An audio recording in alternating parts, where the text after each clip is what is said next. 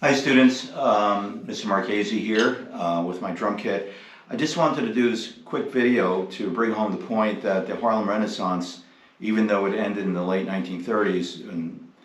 it didn't stop because the influence of those great artists, jazz musicians and so forth continued through the decades and influenced generations of musicians to come,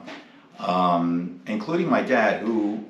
used to go to the Apollo Theater, the Cotton Club, to listen to such greats as Louis Armstrong and Duke Ellington and his orchestra and so forth. My dad was a trumpet player, and when I was growing up, we were surrounded by the music of these great artists, and I tended to go towards